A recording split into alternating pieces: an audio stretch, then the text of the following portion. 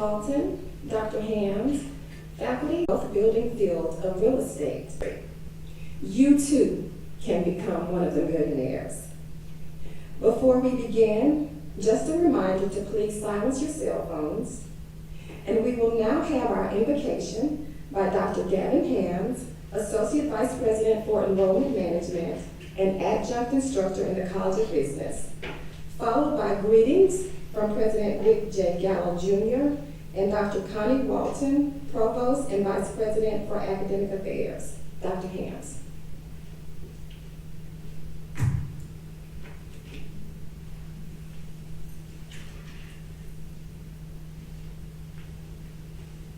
Let us pray. Eternal Father, so thankful for this day thus far that you have blessed us with, that we have not deserved, but Father, because of your love and kindness you granted to us anyway. We thank you for this afternoon. We thank you for this event in which we're having today, God. Father, we want that everything we do today to be fruitful and to be the results of what you're looking for.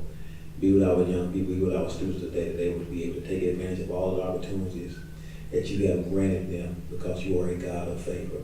Father, we ask that we please you in all that we do, and we'll give you the glory, honor, and praise in advance. In the name that matters that we do pray. And we all together said, amen. Amen.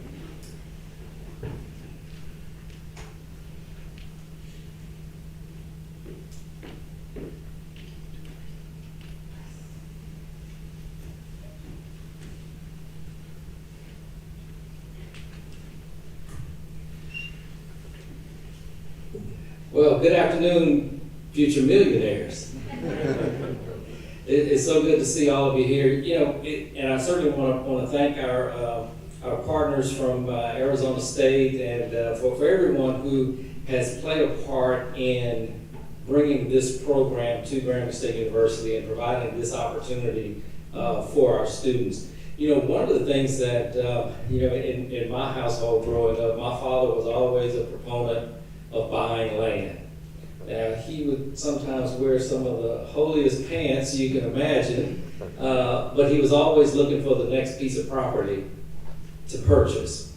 And so when you think about the quotes that Mrs. Wiley shared and the significance of owning real estate and understanding the real estate industry, there's just endless opportunities that are available because of understanding real estate. And so again, having the opportunity to partner with Arizona State and of course their reputation speaks for itself, for Grambling State University students to have the opportunity to gain this, not only this knowledge, but also have it attached to a degree is even more valuable than you can imagine. So for all the students who are here today who have at least taken the first step to come and understand what this program is about and to realize the opportunities that present themselves for you here today, I want to congratulate you for taking this first step. And even if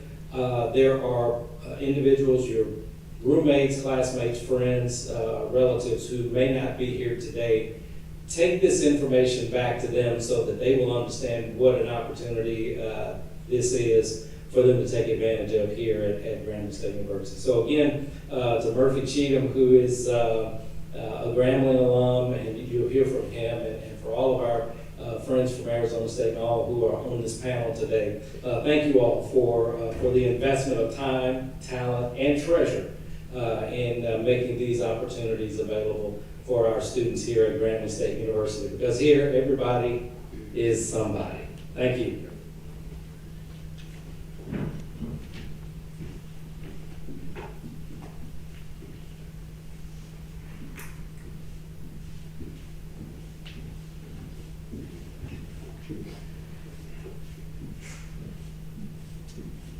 Good afternoon.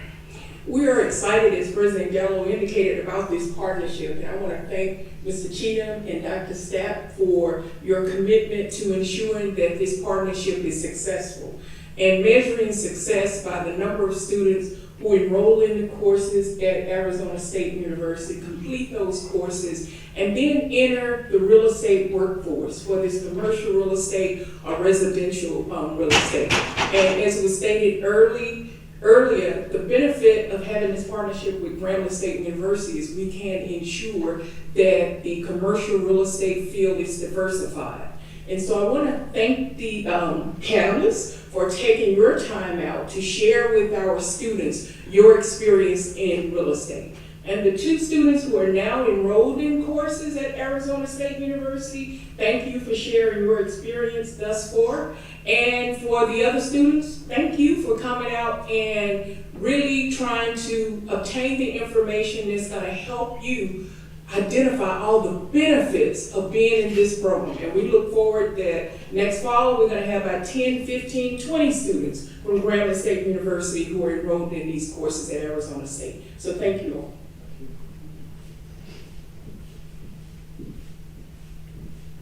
Okay.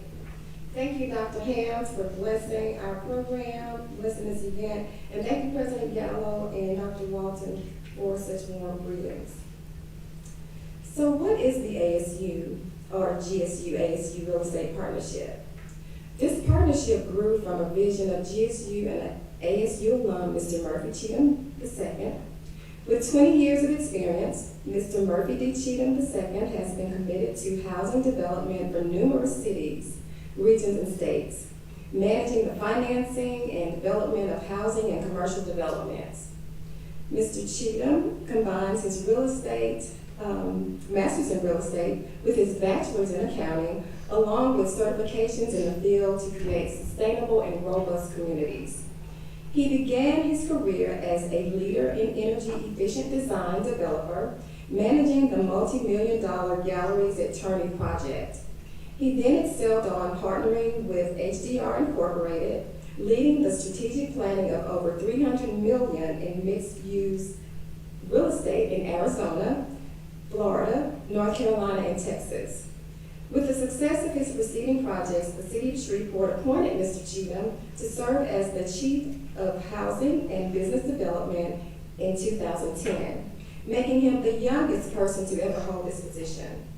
Due to his success at the City of Shreveport, the National Development Council recruited Mr. Cheatham to lead affordable housing redevelopment projects funded by the Department of Housing and Urban Development throughout the Southern U.S.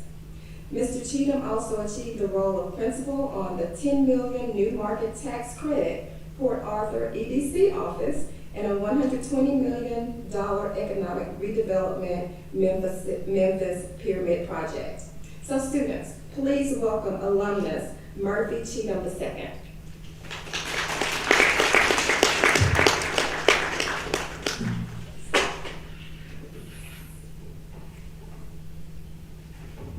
Thank you. This is, as a former student who was sitting in those seats, it's kind of weird for me to be up here. Does it feel right? Thank you, President Gallo. First of all, thank you, Dr. Smith, Ms. Wilder, for all the hard work you all have done, and not just putting this together, but getting this off the ground. Just a little bit of background about this partnership. So, my parents are from Louisiana. My mother's from Ringgold, Louisiana. My father's from Leesville, Louisiana. They met here at Grambling State University in '67. They graduated in '69. They moved to California. I had my sister and I was just on the story. Back there, my mother told me when I was in high school in Oakland, California, you go to the military or you go to Grambling, you choose. So that's a pretty simple decision to me. I came on down to Grambling. I was in Grambling from '97 to 2001. I was really involved, really active here. I had no choice. I think there's over 40 of our family members who have been through Grambling State University, including 2 cousins who are currently here, another who will be playing football here next year. The cousin was valedictorian in 2011, so we are a very proud Grambling State University family. And again, I don't feel like I have a choice in that. So Mark Stapp, who's the director of the Master's Real Estate Development Program at Arizona State, and I have been close friends, and he's been a mentor of mine since I was in the Master's program at Arizona State. And I was in the inaugural program in 2007. And just figuring it out, and for those of you all who would not have been paying attention at the time, one of the worst times to ever be in real estate was 2007, 2008, 2009. The bottom essentially dropped out. Nothing was getting financed. I know real estate's going crazy right now. People are seemingly making money all the time. There's different coaching sessions on Instagram and all of that stuff. Back now 12, 13 years ago, there was literally none of that. People were losing their full values, money, houses, left and right. If anybody wants a brief story on that, watch the movie The Big Short. That's probably the best way to understand what happened at the time. Through that, Mark had been coaching me throughout my career. I then joined again the city of Shreveport, and I met the director of community development, who's the second mother to me, Mrs. Monty Moore. Met Mr. Wayne Brown, who they're partners. They're doing great, wonderful things in Shreveport. And throughout my career, I've been mindful to glean off people who have done what I'm trying to do and who can actually show that, right? And there are a lot of people who want to help you out. So that's what this is really all about. In 2020, when the pandemic happened and George Floyd happened, Mark and I have had numerous conversations. And Mark was like, okay, well, how can we really empower the communities and HBCUs, the students of HBCUs, not only to develop the universities, but people develop and take control of the communities in which they live in, right? Because we know that there's a want here, but what's missing is the technical expertise on how to invest in real estate. And when we say real estate, we're not just talking about housing and houses. We're talking about retail, we're talking about office, industrial, job creation, job growth, how to negotiate with the bank, different things like that, right? And that really has not been at a macro level really introduced. So from that's how this partnership came together. And I know President Gallo he deflects very well and gives a lot of people a lot of credit that they're due, and he won't really take a lot of credit for what he's done. But he was extremely instrumental in getting this partnership signed by the University of Louisiana system. Again, we're the first HBCU to have a program like this. But there's not another university, period, that has a program like this, let alone in Louisiana. All right, so we can all give President Gallo a round of applause just for working here. Because as great as I think this is, I know that people just didn't all of a sudden vote for this because it popped up on the agenda. And it didn't just pop up on the agenda by itself, right? So y'all learn more about that later on, but I know there had to be some calls made, some emails out for that. So with that, if I could just ask Mark, and then we'll get into the panelists and bring Clifton on as well. But if I could ask Mark, how did this happen from the Arizona State standpoint? And if you could talk to the students about Project Destined and what Project Destined is and what it's doing. Yeah, certainly, Murphy. Well, first of all, thank all of you for being here today. This is our hope when we created this program, that we could instill some level of interest that would take you into a program that you could then use for the rest of your life. We all have to live someplace, we all work someplace, we all shop someplace. And that's the business of real estate. And trying to get you to understand the role that it plays in your life is critical. And that's really the kind of discussion that Murphy and I were having during the George Floyd riots. This is about controlling your own destiny by controlling the assets of the community that you live in. It's not city councils, it's not planning and zoning commissions, it's not neighborhood groups that develop places. It's individuals that, like Wayne and Clifton, that spend the time, take the risk, and do the work that create the places that we live, shop, and work in. And that's really what we want to get across. And from that came this idea. I said, listen, I already have the program material. I already own the subject matter. Why don't I just give it to Grambling? Let's start by saying, we have something that's valuable. We can give it to you so that you can learn and you can use it to then go do good things in your communities and in your own life. You mentioned the quote from Mr. Carnegie, right? There's more wealth created through real estate than any other asset. So how do you participate in that? What does that mean? Even if it's ownership of your own home, but there's more opportunity. So we have an undergraduate minor in real estate at Arizona State University. We have a master's in real estate development, which is what Murphy had graduated from. We have a research center. I have the faculty. I have the curriculum. I have the platforms. What we want to do is make it available to you. And the way that we can do that is through some creative and collaborative work done by many people within Grambling and at ASU to say, yeah, this makes sense. Not only does it make sense, we do think it's valuable. So the way that this works in very simple terms is those of you who are interested in taking these real estate classes at Arizona State University need to register as a visiting student at ASU.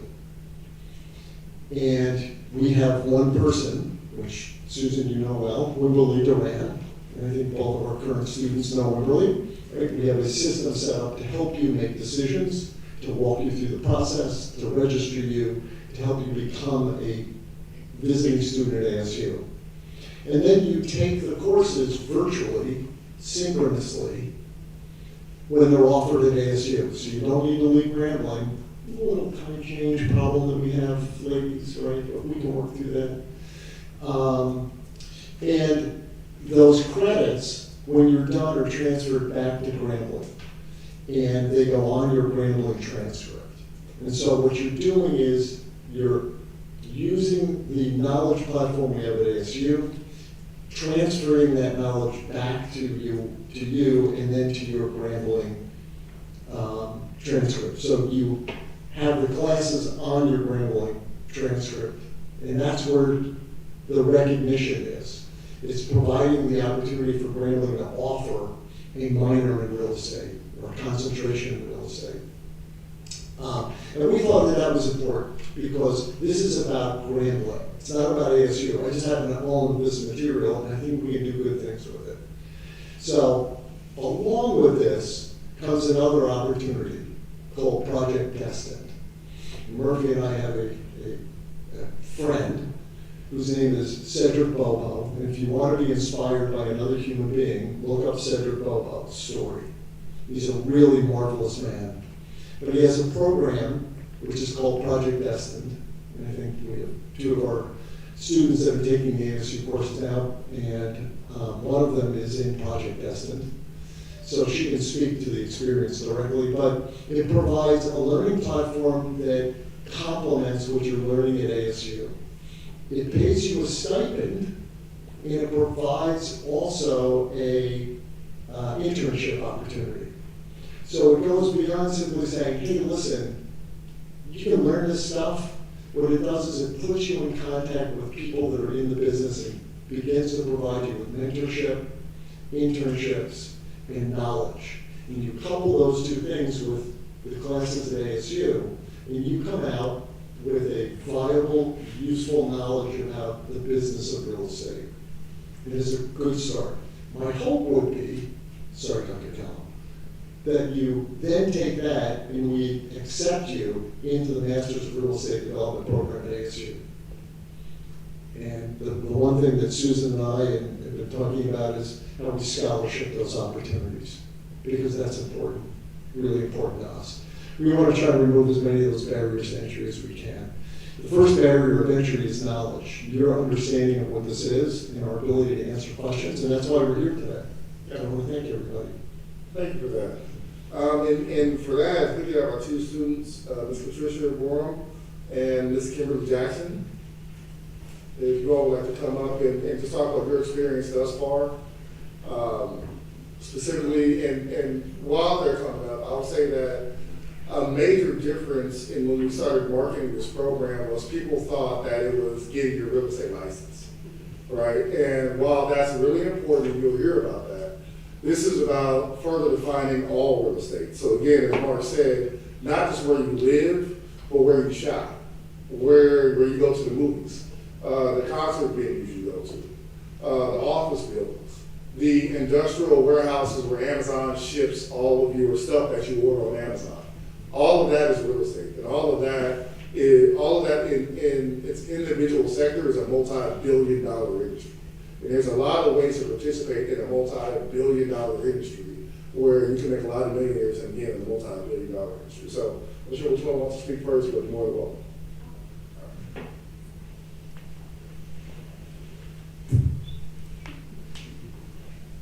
Good afternoon, everybody.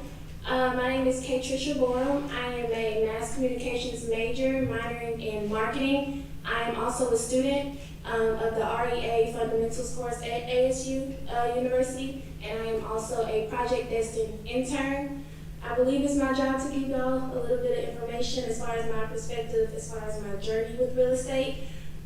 Just for starters, I was not aware that we could take real estate courses through ASU. I credit that to my teacher, Professor Wiley, just for calling me up and saying, I recognize that you're in project destined, you're also participating in an internship. Would you be interested in taking real estate courses at ASU? And of course, I saw it as an opportunity before anything. And when opportunity knocks, you open the door. As far as the classes, it is a Zoom format. I know that's something that we're all comfortable with since COVID has started. At Destined, I will say we're in our 5th week of the internship, and it's been nothing short of just a blessing to me. Coupling with the ASU real estate courses, I've learned more in one semester than I believe I would have done on my own. We've been open to different live deals of presenting properties, learning the definitions and definitions and positives that refer to your workers' comp, valuation, and ad. We also meet weekly on Zoom, and it's just an opportunity to meet the actual mentors that will guide you along the way as far as real estate goes. We meet with real CEOs of different real estate broker firms. We're also open to meeting other students around the world. I'm on Team ULI Arizona. Would I have ever thought that I would be meeting any other students from ASU? No, not at all. But through Project Destined and through the ASU real estate courses, I've been blessed to receive that opportunity. Is there anything I'm missing? Just from a student standpoint, I would say even if you're not necessarily comfortable with real estate or don't know anything about real estate, there's nothing wrong with just putting yourself out there and seeing what can come about with this opportunity. So, thank you.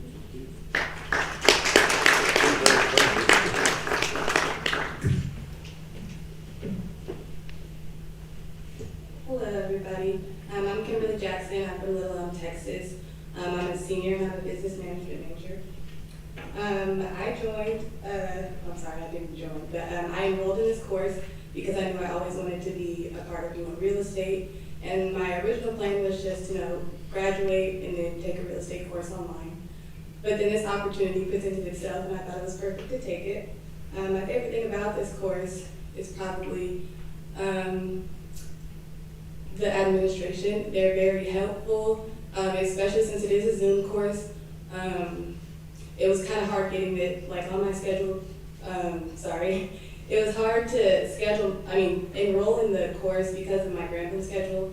So they are working with me, and I'm able to see the courses online through the Zoom videos and the recordings. So even though I'm not able to log into the Zoom, I'm able to still receive all the information the same way that every other student is receiving it. So I do recommend this course for you guys.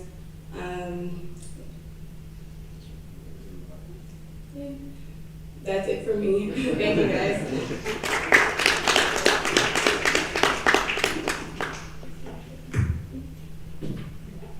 Project Destined's application is actually open now until March 15th. I would recommend that you can simply Google it and find the application, but to apply as soon as possible is a great opportunity, and the summer internship just opened. So if you're considering, I would strongly advise you to apply now.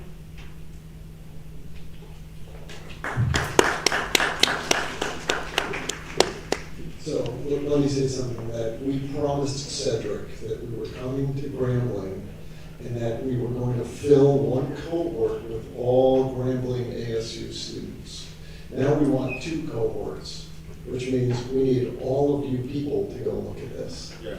Right? and don't make me a liar, because I promised them we would do it. It is really a phenomenal opportunity. It is, and I guess to bring on, not talk so high level about it, so it's direct internships with decision makers of global companies. And they have positions not only locally or in the US, but also international positions.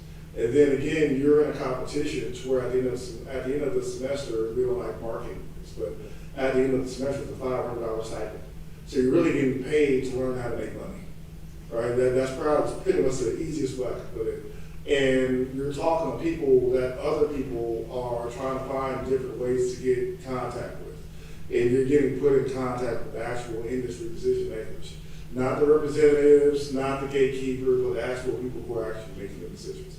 With that, I would like to just engage our panelists. And I want to start with Mr. Wayne Brown. And Mr. Brown is, I've gotten to know him and his family. He's a mentor of mine. He, like a lot of people in the industry, like a lot of people say, you walk by somebody, you don't know who they are or what they do for a living, you don't know if somebody's really moving the needle. I don't mean to embarrass Mr. Brown, but he's that person that you don't know you're walking by. Some of you all, if you all live in Rustic, you might live in one of his properties, might live in one of his apartment complexes or what have you. But Wayne, if you could just give us a little bit about your background and how you got started. Okay. Well, thank you. Can you hear it? No. Okay, good. Glad to hear. Thank you, Murphy. I've enjoyed watching Murphy in his career, and I know the education he got at Arizona State was very valuable. And my daughter is an associate professor at Arizona State, so I have a personal knowledge how fine the university is. So you have a great opportunity here to be connected with a national university with this program. And being from Louisiana, North Louisiana, I grew up in Bossier. I know the importance of Grambling to education and to our state. So the two combinations here are great opportunities for you. A little bit about my background. I'm first generation from my first person in my family graduated college. My father worked as a carpenter, and he was able to start a home building business, a very small business in the 1950s in Shreveport, Bossier. I grew up in that business, so I had the opportunity to learn construction and work in construction because of the family business. I went and obtained an engineering degree and a business. Also had a graduate degree in construction management. So I prepared myself because that's what I wanted to do. And after working out of state for a while, I came back and started a business with my father and brother to focus on commercial construction. So our business is 51 years old now, and my daughter is running that business. And through the last, over the years, has been a builder in multifamily, residential, and being involved in real estate and commercial. I saw opportunities for ownership in developing and not just building for other folks. So when my daughter was able to take over the business about 15 years ago, I focused on developing, and as Murphy said, primarily doing multifamily development in several states. One of our projects at North Village Apartments in Ruston. So if you're over that way on Farmville, you can see. But we build market rate and also affordable housing too in Shreveport. Work with Ms. Moore and her department on affordable housing for Shreveport and other areas of the state. I might just say I had a head start being in a family business growing up. But you have a great opportunity here to jumpstart a career in real estate because I didn't have education opportunities focused on real estate, but here you do.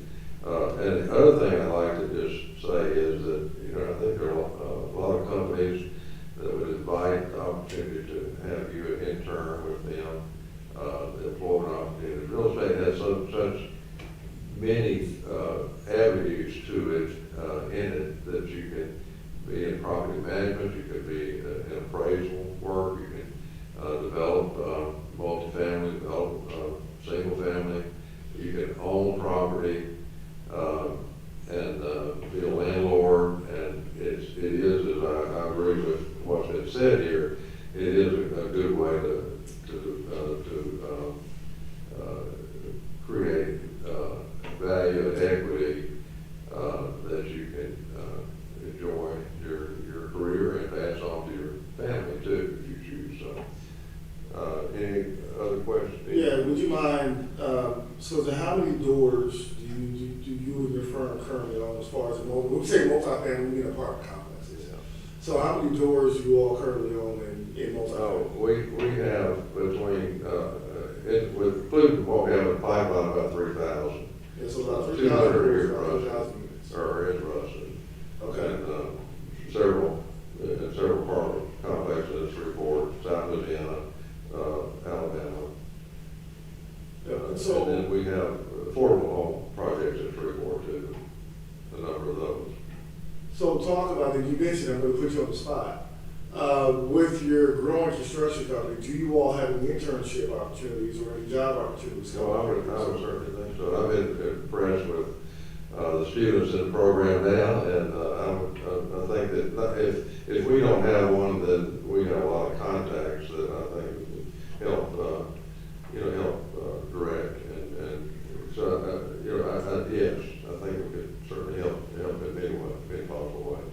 Awesome. And then Kid, you, just really quick before we move on, can you talk a little bit about what else you're involved in, whether it's on a board member or at a state level or with LSU or what have you? Well, with my daughter running our construction business on that, this is I'm on the LSU Board of Supervisors, so I'm very much interested and committed to higher education.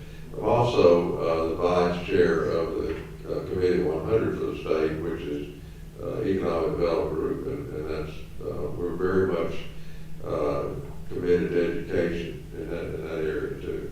Yeah, thank you for that. I appreciate it. Next, I'd like to talk to have a quick conversation with Clifton Johnson. So a little bit of background on Clifton. Clifton was 2 years behind me at Grambling. We were both business majors. And we instantly saw eye to eye on a lot in regard to business. Clifton, and I'll let him talk about his business, but he's a real estate broker in the Dallas-Fort Worth area with, I think, about 130 agents under you, or something like that. Yeah, about 130. About 130 agents. And how real estate brokerages work. So in Texas and in most states, you need to be an agent for a while, and you need to have your license under a broker, which means every commission that you close, every house that you sell, what have you, you make some money, but then also the broker makes some money on that by managing. So multiply that times 130, and I mean to focus on Clifton's pockets, but Clifton is younger than me, which kind of makes me wonder what I've been going wrong with my life. But he's all jokes aside, we've been somewhat like brothers ever since he's been here at undergraduate. When I moved back to Dallas, he was one of the first people I reconnected with. So tell me about your background, how you got started, so on and so forth. Number one, just I want to thank you for inviting me out. Thank you, Sister Miss Wiley. I want to call you Sister Wiley, my sister. And I've been with Grambling since 1997. I was in the high ability program, so that's where I met Mrs. Wiley. And I met Murphy in 1998 when I was a freshman at Addis Hall. So Grambling is near and dear to my heart. I graduated from Grambling in 2002 with a computer information systems degree, and I would have never thought that I would be in real estate at all. So what you guys are being given and the information that they're providing is just insane. I wish I would have had this information, and yeah, we talked about it. But when I was at Grambling, just a little background on myself. Like I said, I'm a graduate of Grambling in 2002. From Fort Worth. I have 5 amazing kids. I'm married. My oldest daughter's in the crowd. She's taking pictures and doing video. She's one of my interns. So, Kimberly. So that's one of my crown joys, my kids, and just raising them up. But another one of my passions is real estate. I've been in real estate for about 12 years. I actually graduated from Grambling, went into retail management, and then I left there for after about a year and a half, and went into computer information systems at Lockheed Martin, where I was a technology training manager. And while at Lockheed Martin, I decided to get my real estate license. I'd been buying and holding property because that's what I heard you're supposed to do. And someone said, hey, you can become rich or wealthy doing that. So I said, okay, I'm just going to buy a property and hold it and rent it out.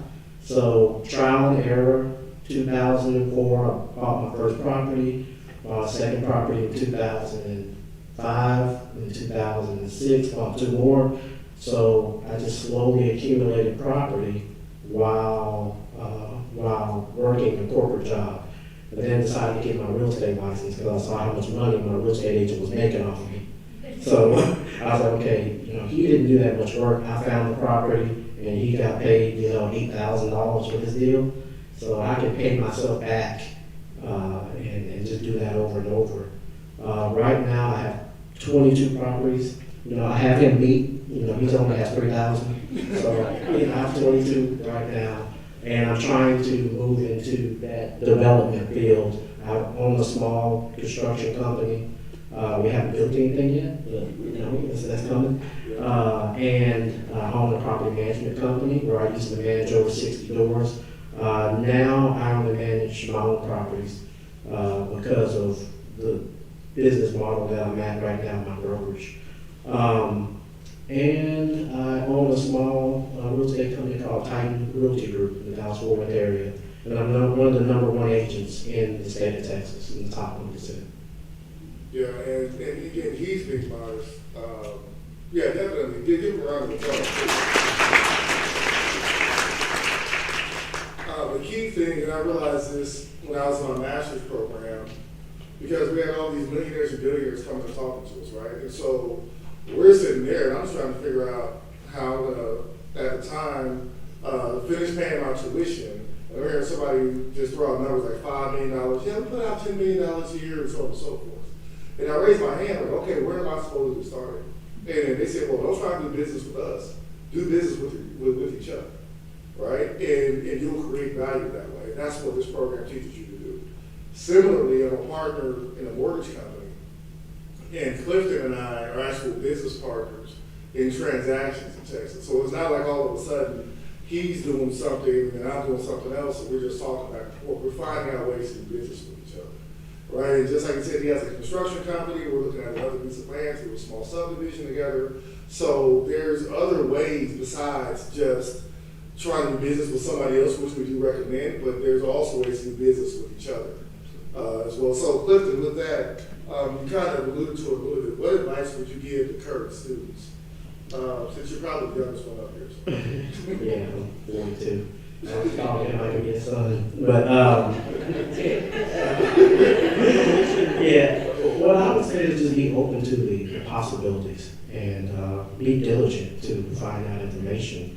I mean, they're giving you so much valuable knowledge that you can tap into and really grow yourself if you're interested in the field of real estate. And if you're not interested in real estate, through the program, you'll find that out. But you'll never know unless you plug in and get engaged.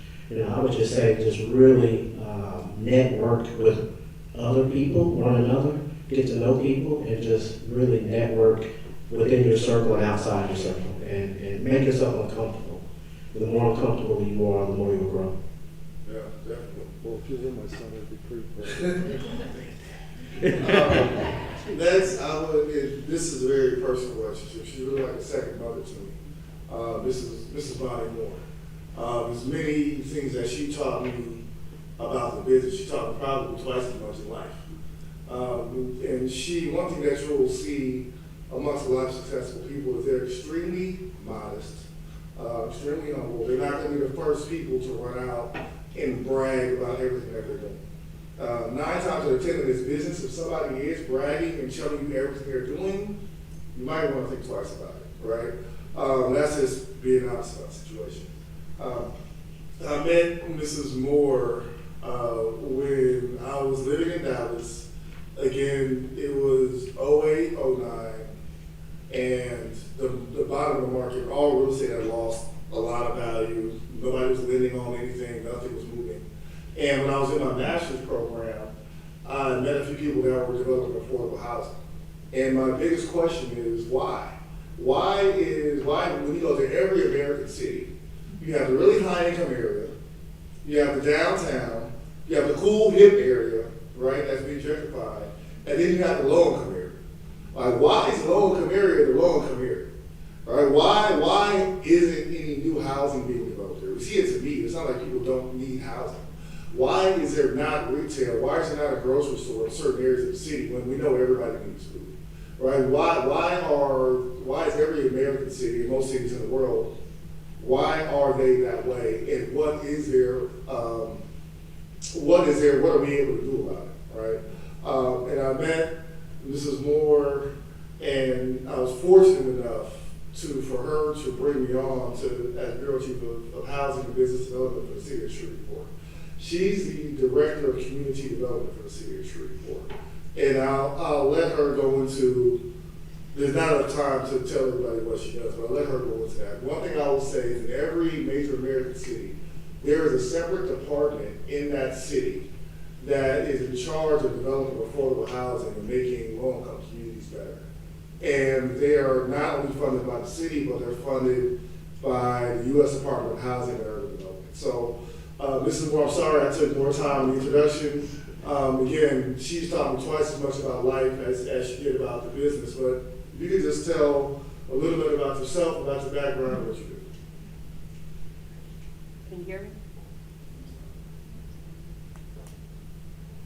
Hello? Yeah. Okay. Thank you, Murphy. The love's the same. Thank you. Thank you so much for inviting me here today. I actually had council meetings, so Grambling must be special to me. I am extremely proud Gramblinite. I graduated in 1979 in psychology. And I think one of the most exciting things about my years at Grambling, I guess I'll say we beat Southern every year. We won the Battle of the Band every year and Miss Bio Classic every year. So I am a proud Grambling. As Murphy indicated, I am Community Development Director for the City of Shreveport. And I guess some of you are wondering how a psychology major got into this field. And I'll share a little bit about that a little later with you. But I managed to get my certification in affordable housing development, grant writing, revitalization planning, and construction management. And I did that because I was a psychology major and I did want to get into a field and be equipped to do the job that was before me. I managed to secure over $13 million in what we call Section 108 loan funds to do commercial development in Shreveport, but also $34 million in grants and other opportunities.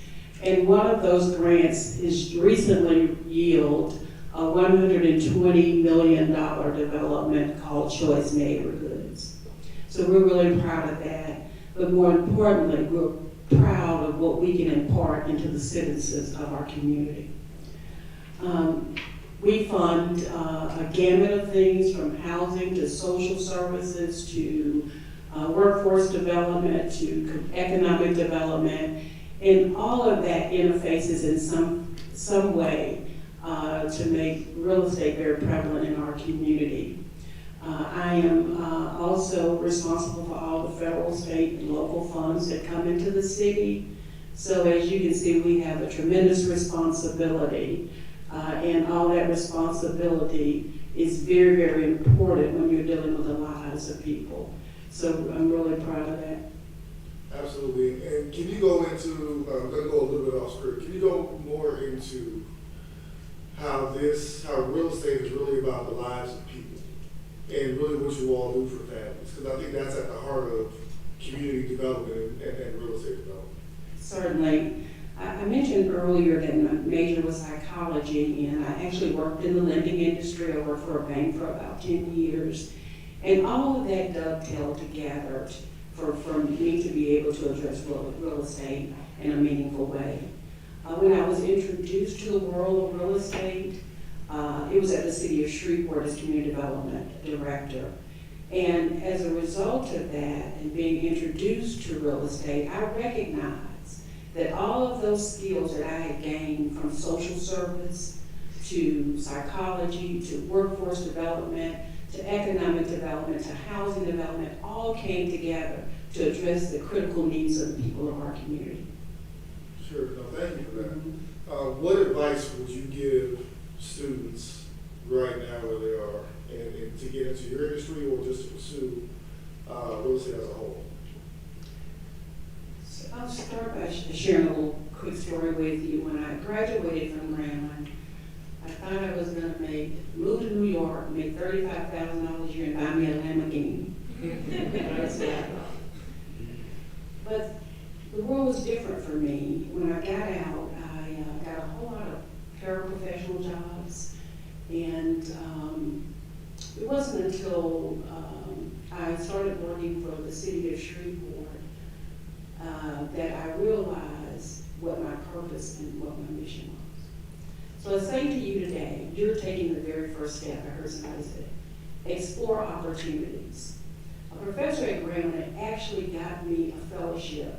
I think it was the University of Kentucky in Louisville. And I didn't take it because I wanted to go home and pay some bills and get a job and get my own apartment. That's what I wanted to do. Take an opportunity to get all the skills you need to make a better life for yourself and a better life for others. Explore the opportunity to grow in this industry. Just look at it. This is an industry that makes billionaires. And this is an industry that also helps people. So my advice for you today is after today, leave here, do some research and evaluate what this profession can bring forth for you. I guarantee you won't be sad about it. Thank you. And how could, whether it's internships or jobs or what have you, how could somebody, if somebody had a passion and a heart to work in real estate and also help their community, how could they do that? What's the best way, whether it's internships or jobs or applications or what have you? What's the best way you would suggest someone do that? First and foremost, I would, for the City of Shreveport, I would call the personnel office. There are a lot of different areas in which you can work in the real estate industry. For example, we have a property management division. In that property management division, they deal with land acquisition, they deal with housing, they deal with economic development, and also industrial developments. And so there's an opportunity for you to work there as an intern, and also maybe after you graduate, be employed there as well. We have urban planners at the City of Shreveport. The urban planners are very important because they're the ones that do the developments. They're the ones that create the developments. And so in the community, along with the developers. I would also look at urban planning as an opportunity to do an internship for the City of Shreveport. I was looking at a development just recently, and I saw all the different industries. There's engineers when you're doing development, architects, draftsmen, real estate attorneys, contractors, subcontractors, planners. There's so many different disciplines, and the City of Shreveport can help you in all of those areas. Thank you. Thank you.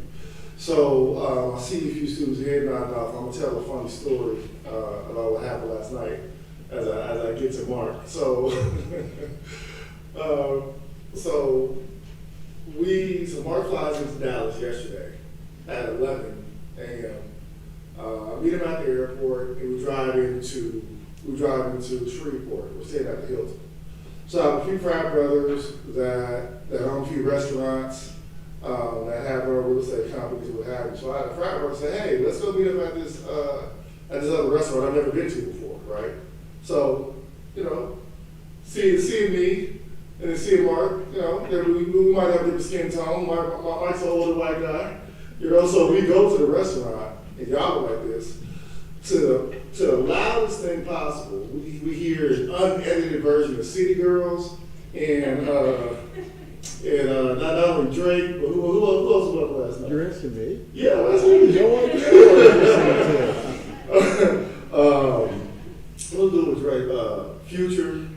So a lot of Megan Stallion. But I saw Mark bob a little bit to Megan Stallion. I mean, it was unedited. So we had to yell over a few of the City Girl songs.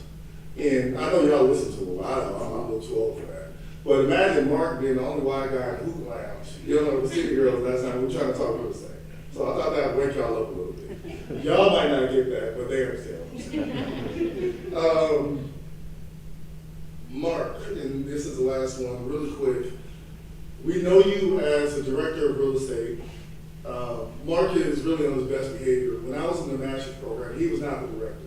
We had a separate director who was an architect, and he was really a construction project manager. So one thing that we talked about and how we linked together so well was when you go into real estate and building construction, things will go wrong.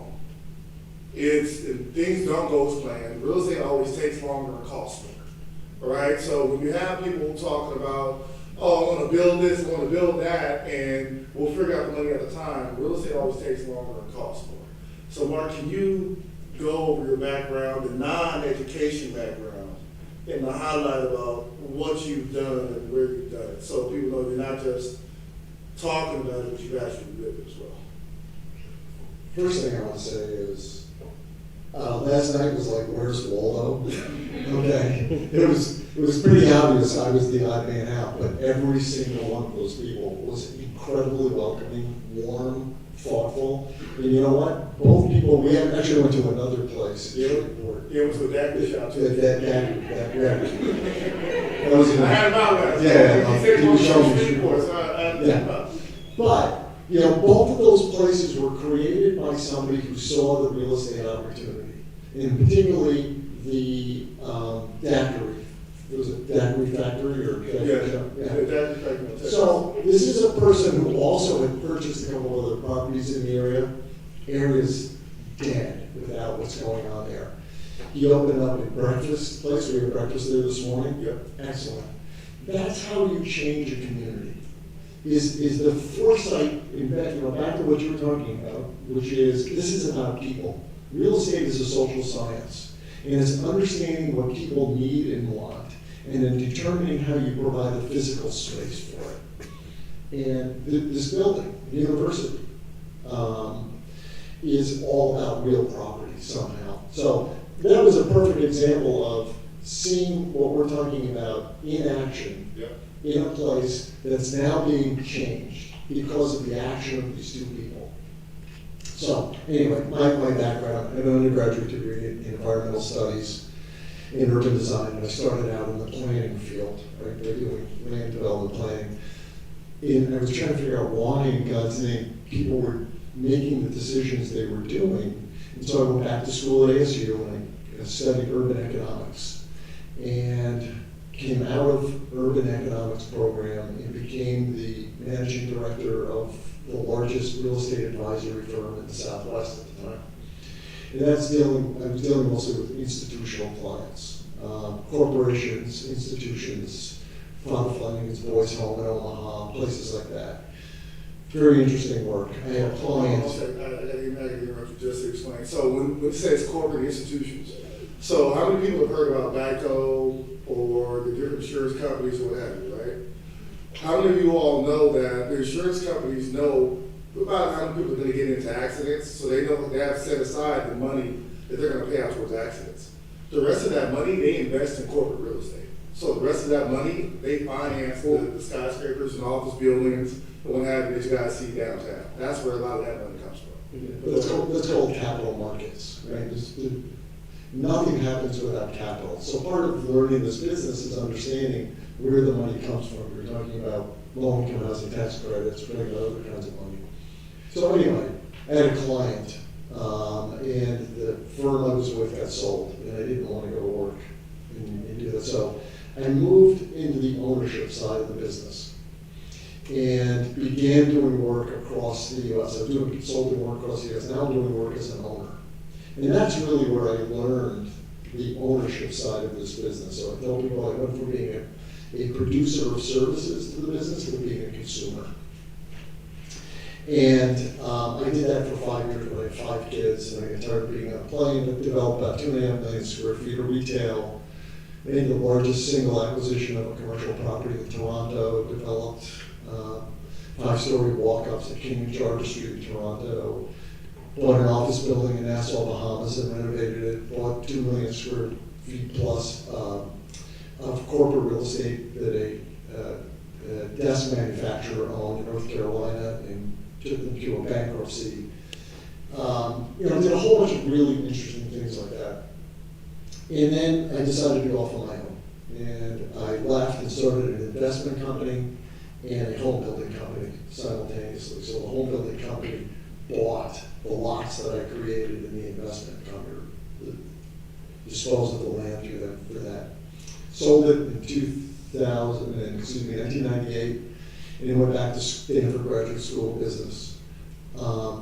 Between 1990 and 2000, I was chairman of the board of Frank Lloyd Wright Foundation's Taliesin Architects, and heavily involved in the design process. So I went back to Stanford to try and learn how to figure out how to manage the innovative process. And there's a point I'm going to make when I get done here. Came out of that and started doing some consulting work to another university called A.T. Still University. It's the founding school of osteopathic medicine in the United States. And I've been their real estate advisor for 22 years. In fact, when Murphy and I got to the campus here today, they gave me a call because they needed something. So that's a lifelong relationship I've had with them. So there's 2 points to be made here. One of them is this business isn't any one single thing. If you're going to be an accountant, you go to school to be an accountant. You do accountancy. You came up with the gap changes and things like that. You're a civil engineer, you practice civil engineering. In this business, this is a business of many, many businesses. And as you explore what it is, you find your passion. And I was fortunate to, number one, here's the other part of my advice to you, is be a lifelong learner. Do not stop learning. Right? I went back and got a doctorate. And I was really focused on how we create sustainable, healthy communities. That's my focus. And I started a home building, a development company in 2000 when I got out of Stanford. We built, I think it was close to almost 14,000 lots in projects in Florida, Arizona, and California. And we also did what's known as fee development. So somebody else needs our skills and they pay us a fee. We don't own it. We don't have any risk. But it's a service. And we just also went off into some other odd component called wetlands mitigation banking. So we're able to take this in a lot of different ways. And I think for all of you today, what you need to do is explore and try to find what your passion is. And then figure out how these paths can lead you to your passion. You will be much more satisfied than simply making a bunch of money. I was given the opportunity to help create the Masters in Real Estate Development program as an outside donor and board advisor member. And I became heavily invested in it. So I got to know Murphy. I was his mentor in that first year, and I've remained close to him. So the other thing about this business is it's about relationships. And when you're involved in these programs like Project Destin or your classes, you're meeting other people that have similar thoughts, desires, and interests. And you need to use those because that's how you're going to leverage your passion. And so in 2009, I was in the single-family home building business, essentially, building lots for home builders. There wasn't anybody doing any of that. And I was asked if I would take over the Masters in Real Estate Development program, and then I was asked to take over all the real estate programs at W.P.Carey School of Business. And I've been blessed with the fact that I'm trusted and I'm allowed to go do what I think is the right thing to do to try and further society. And that's what this program that we've put together with Grambling is about. Thank you. So for Arizona State, and when I got there, Arizona State was starting to expand. I think their undergraduate population was 55,000. That's just on the Tempe campus. That's just on the Tempe campus. What's the total population for Arizona State undergraduate right now? Not counting the online. So President Kroll, maybe annoyed me because I don't know the exact answer to this, but we're upwards of 90, almost 100,000 students between all of our programs. It's a vast amount of resources. We went from being the #1 party school in the country to being 6 years in a row now the most innovative university in the United States. And driving, you know what that does? It drives economic development. It drives all of these opportunities that we see in Phoenix. Yep. So Arizona is a laboratory for this business because of those opportunities. It is. Thank you for that. So I think right now, I don't want to hold people too long. I just wanted to kind of give people the different industries and different professions in this industry. Thank you all for your time. I think we're going to open up for questions right now, but can we just give our panelists a round of applause, please?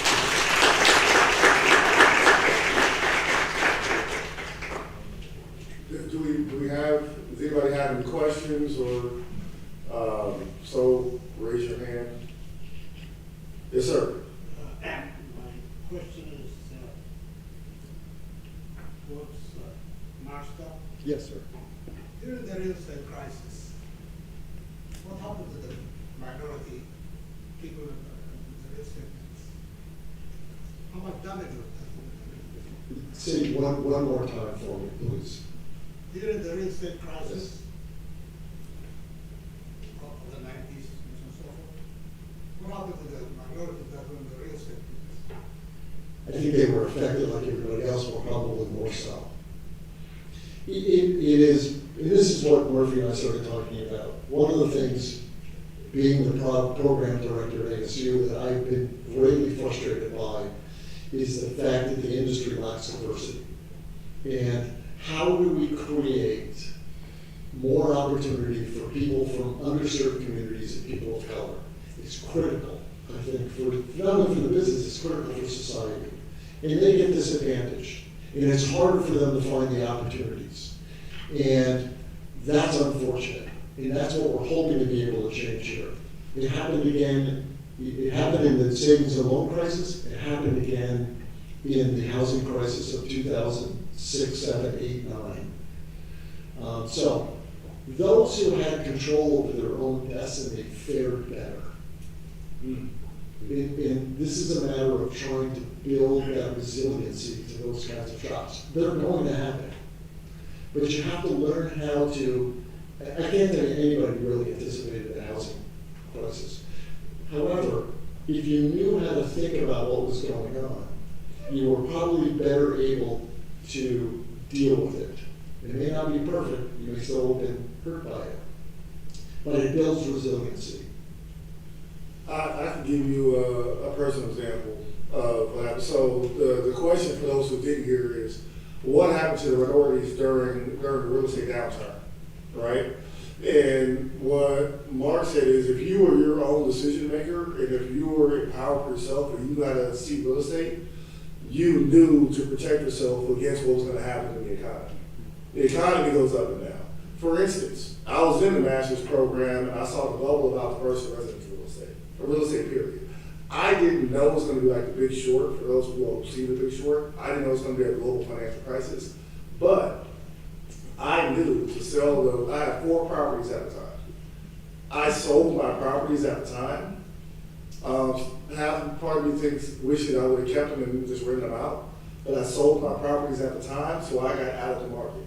I took my chips off the table. You want to talk about like gambling, which I don't think is gambling, but I took my chips off the table. The other part was, I saw people who didn't know anything about real estate think that they could get in and get a deal at the time, right? And they didn't know anything about real estate. They just wanted to be involved in something that looked like they were making money so they could brag on it. And those people lost everything because they didn't have the education or the tools to say, wait a minute, if this company's laying off, if banks aren't lending, if this billion-dollar company can't get a loan, what makes you think I can get a loan, right? But those are the things that this real estate program can teach you. Yes, sir. And then we go to the student next. Those of you that know me, I'm a professor in the College of Business, and my question was to Clifton. And did you go to internship when you were here? That is your whole difference. Because one thing I see here is we like students going to internship. And even from Arizona State University, Dr. Mark can give us comment. How successful are you in that? Because if you don't start with a background, then you get your degree, get your diploma, you will be so nowhere. So think in terms of that, so share your experience and share your experience at the ASU, please. I think I remember you. Were you here in 2000? Oh, way beyond that. Okay. Thank you. There was only 1 year when I was here at Grambling where I did not do an internship. It was my freshman year, and for whatever reason, I didn't prepare myself. I wasn't that diligent. I didn't get an internship. I ended up working for a moving company, and it was the worst summer job ever. So I said, okay, I'm definitely going to get an internship moving forward. So I think 2 internships I did with one of the largest railroad companies in the world, Burlington Northern and Santa Fe. And then I did 1 internship with Lockheed Martin. So yeah, I was very diligent in staying in the Careers Center at Jacob D. Stewart to see what they had coming up and going to the career fairs. So it's very important that you do an internship, and if you can do an internship in the real estate field, that would be very lucrative for you as well. So it is critical, right? It's one thing to learn the language, learn the concepts, learn how to apply them is a different thing. And you have to learn how to be in the business, and the internships give you that opportunity to take the knowledge that you're gaining by being in class and seeing how people actually apply it. What do you do with it? There's a difference sometimes between knowing it and learning it and seeing how it's actually used in various conditions. So it's critical. So to answer your question, one of the reasons why we went to Project Destined was they were providing something that they could more easily do for our students than we could, which was run an internship program. That's what they do. And because of that, we knew we had to give the opportunity to the students to actually test their knowledge and apply it. So we joined with Cedric Bobo and Project Destined to say, we're going to go create Grambling team, ASU team, and I want a joint Grambling ASU team. So that's one of the ways we're doing it. We focus, especially on our undergraduate programs, on internships. We can't do it in a master's of real estate program because it's only 9 months long. So it's too short, but they're really critical. And I know this gentleman is next. I'll say that last thing for internships, I tell a lot of people to go away to college, leave home for college, because that's a soft entry to the real world.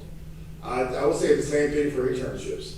Internships is a soft entry into the real world when you're not at home and you're not in college, right? It's not only learning work and to be intentional about your relationships, but it's also balancing your checkbook, paying your rent, feeding yourself, fully living on your own without being in class. And an internship gives you a practice run as opposed to just being thrust out there.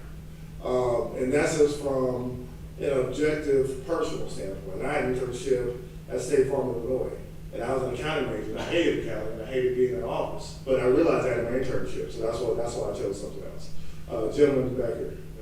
Question. Will this program provide one-on-one mentoring? So ASU has mentors, and in Project Destined, you have mentors in Project Destined, and they give you mentors of people who are decision makers in the company, not just. And I get it, we all have to start at entry level, but they don't give you an entry level mentor, they give you a mentor of a person who's actually a decision maker. Because thinking like a decision maker is different than thinking of somebody who just has a job, right? So it gives you everybody calls themselves a boss and all that stuff. It gives you the way to really think like that and things to really consider. And so I would say definitely we pump this up Project Destin. And the other thing about Project Destin, their internships pay really well. Like their internships pay better than some full-time jobs coming out of college, right? And we don't like to lead with that, and I get it, you know, it is about money, we live in a capitalist society, but their internships pay really well. They pay more than what I did, what my job was when I came out of college. So Patricia, you've had experience with Project Destin, and we were talking before we came in here about the help that you get from the mentors and from the people that are running the program. Do you want to say anything about that? You don't need a microphone, you just yell. Because you do such a good job talking anyway. I would say in Project Destin, we have one-on-one mentor sessions. They call them mentor office hours. There's a designated team that they choose. I would say it's about 12 to 15 CEOs, just executives of their own brokerage firms, to where they will give you their literal phone number, their email, and you can situate a time to where you can talk to them when they have time, and you can ask them questions outside of real estate. Like from my own personal standpoint, I mostly ask them questions opposing to how did they get to the position that they were in. Because you can always talk to an executive, talk to a CEO, and talk about their present business, but I like to ask them about, well, how did you feel when you were in my position? So I would say as far as the one-on-one sessions, it's free game. You can call them, you can email them, and even after Project Destin, they still encourage you to keep in contact with them. So it'll never be a moment to where you feel like, okay, after this conversation, this is all I have. It's never that. You'll have endless communication with them. And as you all see, that's what I've done throughout my career, right? I mean, everybody I met Mark 15 years ago, right? And we still talk at least once a month, if not more. I met Wayne and Bonnie over 10 years ago. And they've given me guidance. I don't know what I need to do on this particular deal, but just in life. Well, this happens, messed up, I'm upset. Like, yeah, get over yourself. It's gonna happen. It happens to everybody. You'll be okay, you know? You need somebody like that as you go through the ups and downs of life, because it's not gonna be all great. Yes, there are millionaires and billionaires in this business. There are a lot of people also, as I said earlier, who have gone broke because they didn't lean on people continuously beyond just that one account. I'll say this, I don't know if there's any other questions. It was about, go ahead, sorry. Martavis Ellis, sophomore here. My question is to Mr. Clifton. Can you just talk a little bit more about your broker business and just like what led up to it? What really led up to it was back in 2011, I got my real estate license. I took my 6 courses, did everything, got my real estate license, and my broker at the time really didn't offer that much, I would say, assistance to really build my business. So I would say about 3 years later, I built my own team, and basically from, I guess, the school of hard knocks, you might want to say, I learned a lot that 3 years. So I basically built a real estate team of about 7 agents. We grew to about 10 agents, and then I joined a different brokerage, and I just grew even further. Basically, I wanted to really just give back and provide knowledge that I didn't know to other agents and help them build their business a different way than what I built mine, because I kind of started off slow. That's why the tools and the information that they're giving you, is just so invaluable, so insane that I wish I would have had this knowledge, or wish I would have had a coach and a mentor to really push me forward that first 3 years. Did I answer your question? Okay.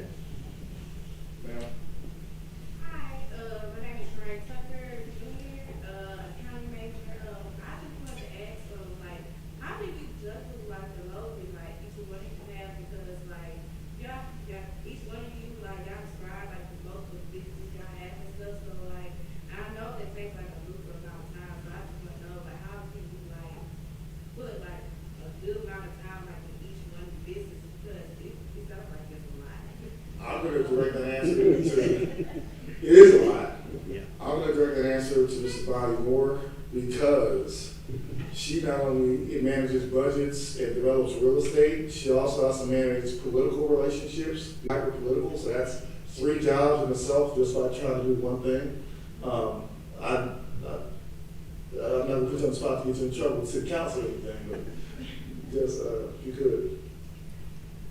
I'll say that, you know, I'm sure all of us work 13, 14-hour days, sometimes 7 days a week, trying to make sure that we, you know, do our jobs and do it effectively and efficiently. But you cannot do that unless you have the passion and the commitment to do it. And that's why I say to you, to each of you today, that you have to determine what your purpose is. Yeah. And if real estate development is best for you, you must determine that, because as Murphy indicated, he majored in accounting and he realized that accounting was not for him. You will be miserable in a field that you do not want to be in. So make sure you explore, research, evaluate, and make sure. You remember I said I was a psychology major. I was a psychology major because I love people. And I wanted to help people. That's exactly why I majored in psychology. But I'll say the Lord saw fit for me to go in a different direction, because then I can use all of my skills and do it well, because I had the passion and commitment to be able to do that. And when you have that passion and that commitment, you will work those 13-hour day jobs, and you will work 7 days a week, because at the end of the day, you're fulfilling your purpose. And I'll say this too, in being a student, frat brothers and all that, there's just things that I just couldn't do. Somebody wanted to go kick it, but I had a business to run, and I wanted to go out and do something. I would do it. There's gonna be another party next week. There's gonna be another party of the year next year, right? Someone's gonna want to take trips and do something some other time. But I feel bad. I'm kicking myself for going out a party and then missing an opportunity that I do prepare for. All right? And so if you want better, do that. If not, don't. Yes, ma'am. I'm Jayla Fidel. I'm a sophomore here, marketing major. Could you explain, I know 2 people touched on urban designing. What exactly is that? Wayne, you want to? I'm sorry, would you repeat the question? Urban design. What is urban design? Well, urban design is planning larger developments than a single project. It takes in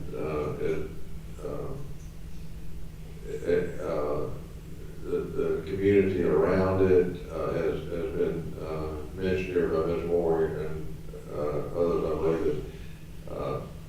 Are there services there for the residents that are anticipated to be in that? Is there infrastructure for transportation, all the facilities that are needed to develop an area? And that might be redeveloping an existing area, maybe the urban design activity. But it's not treating a project like a silo. It's looking at the holistic needs of the community, the residents, and the surrounding areas. Where are you from originally? If you don't mind me asking. I'm from Wichita, Kansas. So you know how you have a downtown, and then you'll have a bar scene area.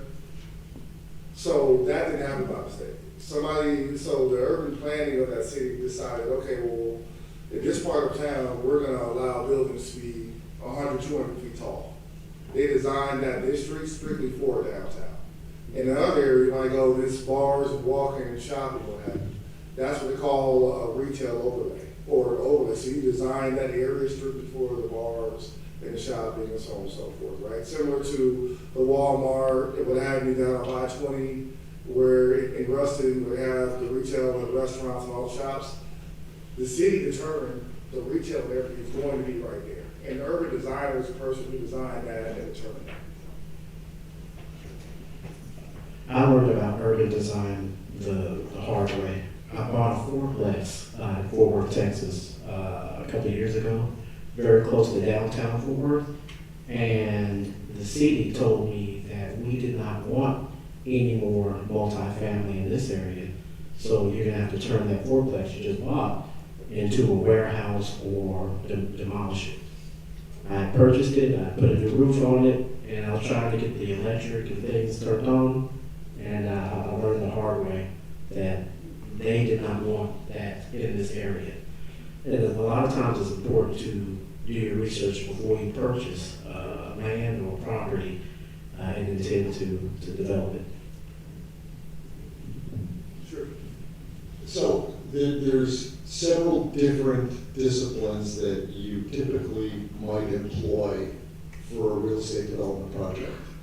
You have a civil engineer, they're engineering water, sewer, grading, drainage things, right, surface. There's an architect who focuses on the vertical space, right? So although the city defines this is a area where you have single family, multifamily, office, etc., the architect designs the vertical space, the building itself, and usually around the edge of the building. A landscape architect gets involved in designing that space that kind of fills this, what we would call the soft and hardscape area, so like between buildings in more urban areas. So rather than simply saying, we have a whole bunch of buildings plopped here individually, they try to create the space that connects them all together so that you have a cohesive whole, an image. And you can think of someplace that you love to go because it feels a certain way. So that's part of what an urban designer does, and is in the real estate business, as developers, we hire all these people, right? We have to organize them. We have to build a team so we can know what they do and what they don't do. Does that answer? Is that helpful? It does, it answers. Thank you. Yes, ma'am. Hi, my name is Sky. I'm a graduate senior from Inglewood, California. I'm a double major in criminal justice and sociology with a minor in psychology. As a graduating senior, I never really took advantage of internships, especially with how COVID had kind of like destroyed my college experience in the middle. So I was wondering if this is something I could take advantage of, and if not, what would be best as someone who wants to get into real estate and possibly real estate law in Los Angeles, California? Well, I would refer that to Mark, because he definitely has. Yeah, so Project Destin, I think, is available to you regardless. I would apply. So that's the simple answer. As far as getting into some criminal justice, are you familiar with the term SEPTET? Crime prevention through environmental design. How we create places has a lot to do with what happens in them. And so there is a direct link between real estate and how people function within it, and therefore trying to create places that are safer. If you're interested in real estate law, that is a very different thing. So there's two kinds of real estate law. There's what we would call transactional law, so that's somebody who's drafting contracts, somebody who's working on loan documents, etc. And then there's a zoning attorney or entitlement attorney, typically two different people. Zoning attorneys don't call themselves real attorneys because they never set foot in a courtroom. But they are the ones that are dealing with the public officials. They're the ones that are trying to get the things that you need to be able to do what you want. So developers like us have to get approval from cities and towns. We call them entitlements, and the value of your property is all about those entitlements. So that's what the zoning attorney does. My suggestion would be is to find that zoning attorney in the community that you live and reach out to them and see if they could provide a summer internship. Are you interested in going to law school? I'm kind of in between. I'm not sure if I want to go to law school or kind of jump into real estate. I'd call them. Usually they hire people every year, and it's a good introduction. And a good group to start is the Urban Land Institute, or ULI.org. The Urban Land Institute is essentially the designers, planners, and real estate professionals in any market, and they have ULI chapters all over. And the Urban Land Institute is a partner of Project Destiny. Yeah, so any of you who are interested in community development, real estate development, I would become a student member of the Urban Land Institute. It's uli.org. I think it's $50 for the year for student membership.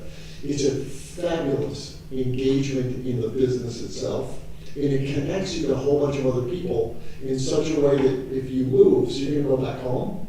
If you are a member of ULI, Louisiana, I don't know what chapter they have here, but you call the chapter director wherever you live and say, hey, I'm a member, I'm coming home. Can you please tell me what you're doing in terms of programming so I can meet people here? Back to that networking. So I would encourage all of you to look at uli.org.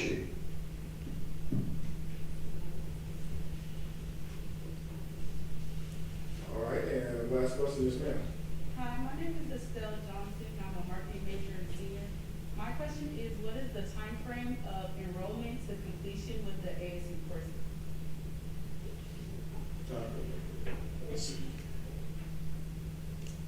So that's going to depend on your schedule. There's 4 classes. Fundamentals, which you heard 2 students that were taking those this semester. That gives you the foundational information that will make the other classes make sense and it's a prerequisite. And then you have 3 other core courses. You have appraisal, law, and investments. And so it really depends on your schedule at Grambling. Those are available every single semester at ASU.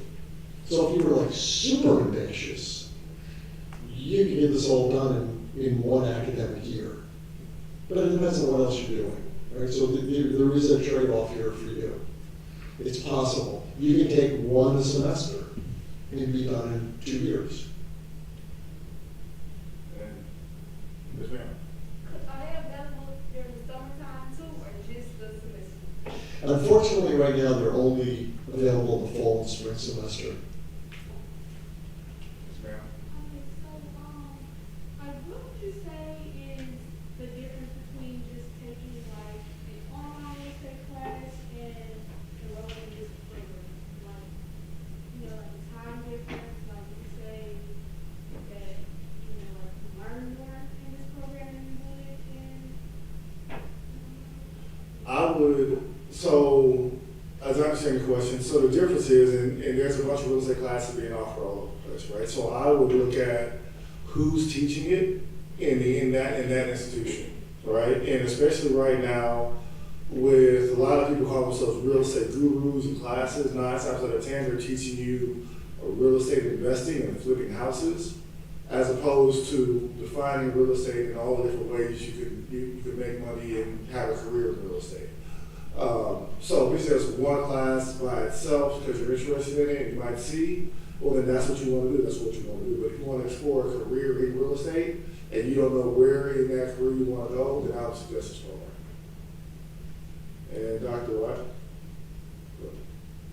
I'm sorry, I just wanted to ask a quick question. Sophomore CS and accounting major, Kaiser. This is actually like a piggyback off of what she just asked. What would be the difference in the cost of this program and an online course? And I think the other question was you said something about scholarship opportunities. Were you referring to the ASU program with GSU or just in general with the university at Arizona State? So the answer is both. Okay. However, I do have some scholarship dollars available for GSU students in order to offset the cost of taking these additional courses. It's not unlimited. There's not an abundance of scholarship dollars, but there is some money available, and we're working on trying to secure other financing as well. Dr. Smith? I actually, this question that I had with one of my students, we were talking about this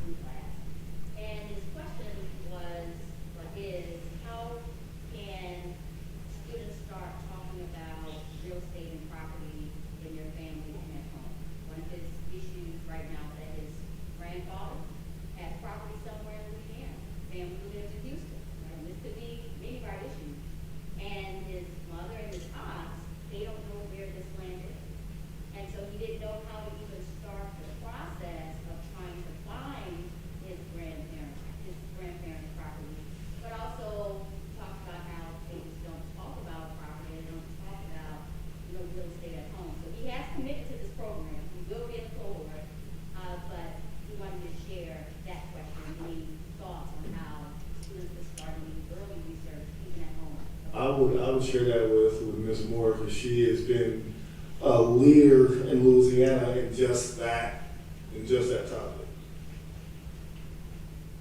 Is his family from Louisiana? Grandparents, yes, Grandparents are from Louisiana. The siblings raised in Texas, but grandparents roots are here. Well, unfortunately, Louisiana still has a lot of very old laws on the books, and first thing I would say to them is for them to call the tax assessor's office in the city in which the land is, and try to determine who's the current owner, because if time has lapsed, it could have been sold in a tax sale, there could be all kinds of things that may occur with that property.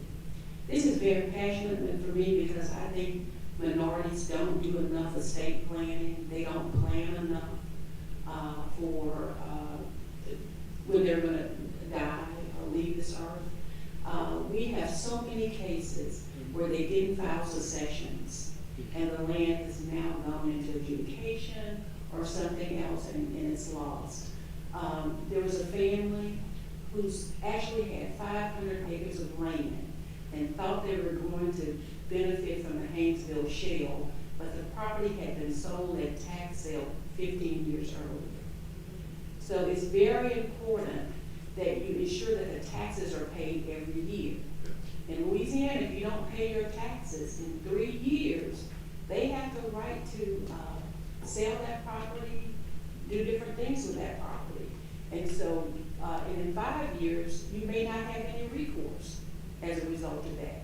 So it's very important that they call that tax assessor's office, see who the current owner of that property is. If they're still the current owner, they need to go file a succession. Once they file that succession, they may have to pay some back taxes and some other things.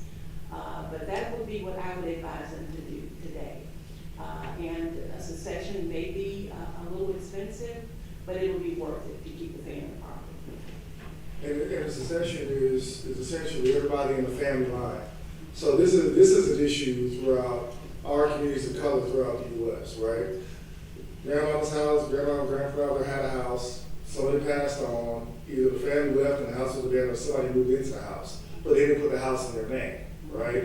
And they may have had the utilities turned on, but that does not mean that on paper, as far as the county or parish is concerned, that they own the house. They could just might as well be renting the house. So every one of the descendants of the original owner has, in a lot of states, has an equal share to that property. Right, so filing a succession is getting the family tree and the family line identified to the county. And there are people who wait to see what's on the tax rolls so they can hurry up and get that land. That's his situation. So let me address something else, Dr. Smith, that you had asked, and that is starting the dialogue.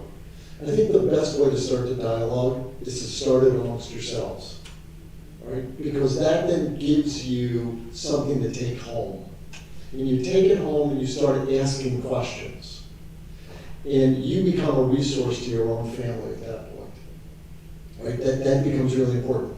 And I had a thought, Professor Wiley, and not to create more work for all of us, but low-hanging fruit here to start the dialogue amongst all of you, besides the program we're talking about, start a real estate club. Start a real estate club. You have clubs on campus? Start a real estate club. And when you start a real estate club, you reach out to Wayne and say, hey, can you come talk to our club? Right? You talk to the people in the community that are in the business, and it gives you then additional foundation to ask questions and learn. And learning is accretive. You never learn it all at one time. So start the club and use that to launch yourself.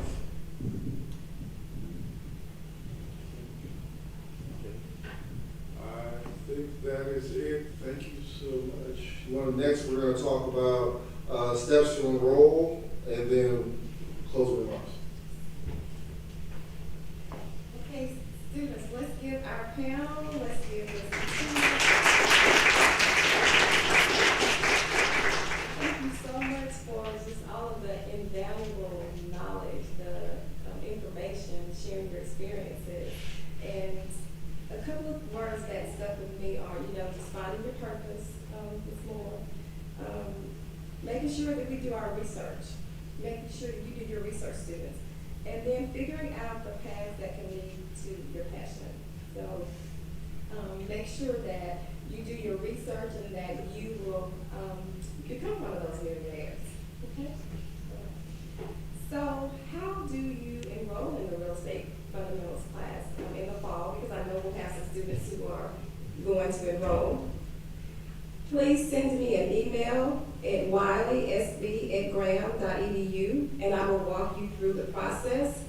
As Dr. Stapp said, you will register as a visiting student at ASU and attend via Zoom, like Ms. Bourne and Ms. Jackson, and then we will work on the financial aid piece. Okay?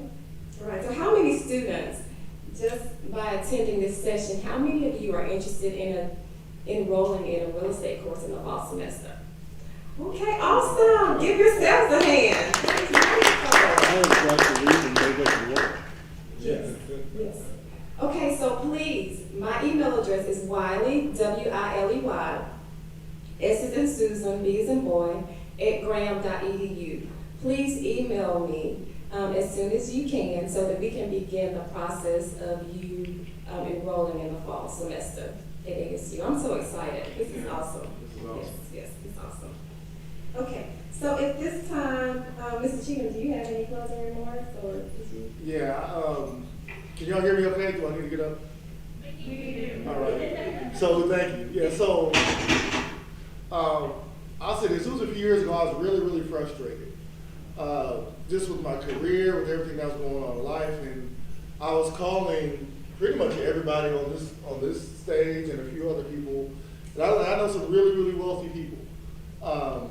And I just called them like, hey, how'd you do it? How'd you get well? Like, don't give me the speech, like, for real, how'd you do it? Because I'm frustrated. I feel like I have a talent. I'm just not getting anywhere. And everybody, including the very last guy, summed it up pretty well. They said, stay around doers of good character. So what is that? I was like, okay, well, what does that mean? Doers of good character. We all know doers. People who are going to make something happen no matter what. Right? They're going to be self-starters. They're going to make something happen no matter what. But there are doers of bad character. Right? They're going to make something happen, but when they get the bag, they might not do what they need to do with it, or they're going to do something underhand. And then they have people of good character, but they may not be doers. Right? They want to see you do well. They're going to treat you right, what have you, but they don't understand why you want so much. And they say, oh, why are you trying so hard? Calm down. Don't be too tough on yourself. Those type of people, right? You love them, but they may not be the people you want to share your dreams, hopes, and goals with. Say, find and stay around doers of good character, and a lot of great things will happen. So that's what I'm here to tell you all. And that doesn't stop them. Those people will be throughout the rest of your life. Just stay around doers of good character. Okay, thank you, Mr. Cheatham, for those closing remarks. So at this time, I would like to thank you students for being here today and gaining more insight into the real estate industry. There are so many opportunities available to you, and the ASU program, the partnership we have with ASU is just one step closer to you developing yourselves in this field. Thank you to Dr. Sion Smith. Dr. Smith, give Dr. Smith a hand. Dr. Smith is actually a graduate of the ASU program, and she is, in mass communication, and she's also a former faculty member at ASU. So she has connections with the ASU family, and she received her doctorate there, correct, Dr. Smith? Okay, wonderful. So thank you for partnering with the College of Business and helping us to host this event. We thank our IT team. Let's give our IT team. Our faculty, staff, administration, thank you for being here today. So I would like to acknowledge our College of Business staff and other faculty and staff who are here. So Dr. Samir Halley, Department Head of Management and Marketing. Would you stand? He's my supervisor. And Dr. G. Kalita, Department Head for Accounting and CIS. And then we have Dr. Emmanuel here as well. Do we have any other faculty members? Our staff members, I know we have our mass comm team. Scott Boatwright is here. We Mr. Boatright, do you raise your hand? And any other? Let's give Ms. Wiley a round of applause. This has been a great evening. I'm just very grateful to have had a part of it. And the students, I also want to make sure that you have signed in via the QR code that's on the table and also posted on the wall outside, because that will give you credit for attendance. So if you did not complete your sign-in, make sure you do that on your way out. And we also have Grambling cookies waiting for you in the lounge, located to your left as you leave the auditorium. So we thank Dr. Waltz and Advocate Affairs for providing our refreshments. And so as I leave today, I would like to leave you with a quote by Gary Keller. So do any of you know who Gary Keller is? Okay, well, he's the founder of Keller Williams. You've heard of Keller Williams, I'm sure, real estate company. And so it's the largest real estate company in the world. And he says, remember, anyone can do it, not everyone will. The only question is, will you? Okay? So remember, anyone can do it, not everyone will. The only question is, will you? So will you become one of the 90% of persons who own real estate? Will you become that millionaire? So I leave you with those thoughts, students, and God bless each of you. Thank you for being here today, and we look forward to you enrolling in the courses for the fall semester. God bless you. And don't forget to get your cookies.